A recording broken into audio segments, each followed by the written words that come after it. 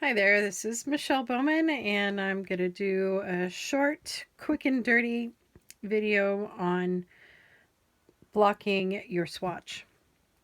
So what we have here is a bowl of warm water and a selection of some fiber rinse and wool wash. There are a few different brands of that, and your local yarn shop will have a great selection of those. I have a swatch here in that was done in the round, and then a flat back and forth swatch that has a mark in it that I'm going to steek later.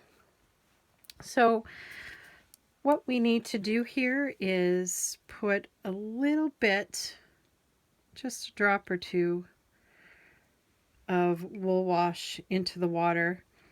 Its sole purpose is to help break the surface tension so that you don't have to do a lot of agitating to get the samples wet. So all I'm going to do is put them in the water. I'm going to push them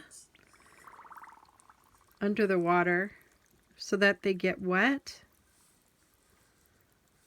But I don't want to do a lot of squeezing or agitation of any type like that, because it is soap and warm water that creates the right atmosphere or the right conditions for wool to felt, along with some squeezing. So I don't want that to happen. So they are submerged now, and I'm going to let them sit for about 20 minutes, and that will allow the fibers to all get warm and wet through enough so that blocking will help. So I'll be back in 20 minutes.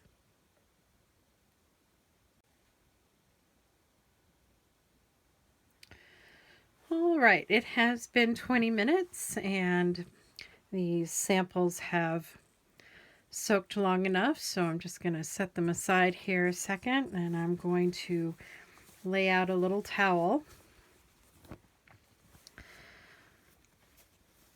And very gently, I'm going to press the water out of each swatch.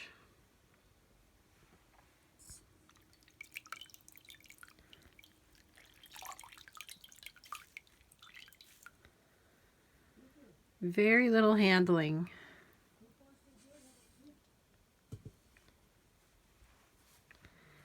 And then I'm going to just roll these pieces up and squeeze a little bit to get some of the water out.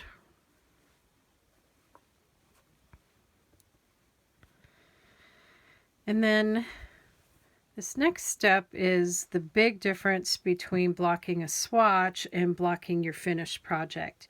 Your finished project will be knit or worked to a specific size, but we want to know what this wool is going to do left to its own devices. So all I'm going to do is let that lay flat, but I'm not going to stretch it out or push it in or do any of that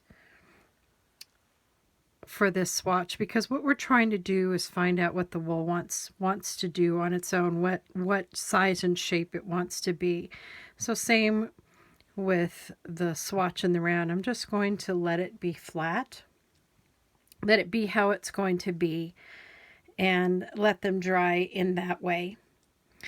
For a finished project, you will have knit pieces or sections to a certain size, and so you would pin those finished pieces out to the shape and dimension that they're supposed to be, which ought to be pretty close to what you've knit your swatches to.